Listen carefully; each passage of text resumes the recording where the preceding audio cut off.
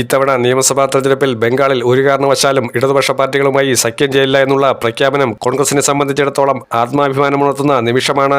മത്സരിക്കുന്ന ഏതൊക്കെ സീറ്റിൽ ഇനി കെട്ടിവെച്ച കാശ് പോയാലും വേണ്ടില്ല, ഇടതുപക്ഷ രാഷ്ട്രീയത്തോട് അനുഭവം കാണിക്കേണ്ട കാര്യമില്ല. അത് ശരിയായ തീരുമാനമാണ്. തൃണമൂലുമായി ഇപ്പോഴും ചർച്ചകൾ നടക്കുന്നുണ്ട്. മതിയായ സീറ്റുകൾ, അതായത് സഖ്യത്തിന്റെ ഭാഗമായി സീറ്റുകൾ കോൺഗ്രസിനോടൊപ്പം വീതം വയ്ക്കാൻ തയ്യാറാവുകയാണെങ്കിൽ സഖ്യത്തിലേക്ക് പരിഗണിക്കാമെന്നുള്ള രീതിയിലേക്ക് തന്നെയാണ് തൃണമൂൽ കോൺഗ്രസും പറയുന്നത്.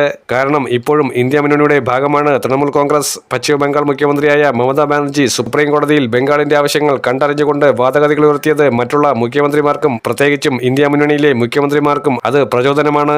2011 ഇടതുപക്ഷത്തിന്റെ 34 വർഷത്തെ ദുർഭരണം അവസാനിപ്പിച്ചുകൊണ്ട് തൃണമൂൽ കോൺഗ്രസ് സഖ്യം അധികാരത്തിലേക്ക് വന്നത്.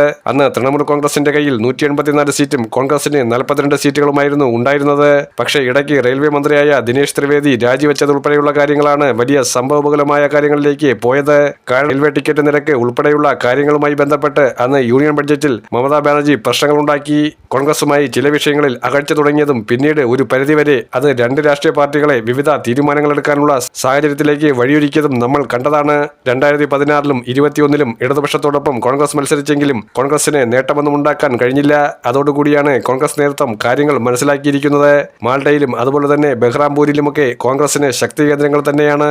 ഇപ്പോഴും 10-15 നിയമസഭാ മണ്ഡലങ്ങളിൽ വിജയത്തിന് സാധ്യതയേറുന്ന ഒരു രീതി തന്നെയാണ് ബംഗാളിൽ സംജാതമായിരിക്കുന്നത്.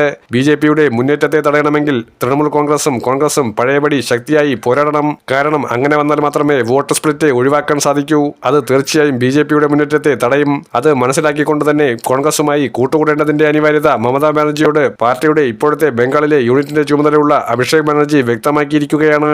കോൺഗ്രസ് ഒരു അവിഭാജ്യ ഘടകമാണ് എന്നുള്ളത് വളരെ വ്യക്തമായി മമതയോട് പറഞ്ഞിരിക്കുകയാണ്.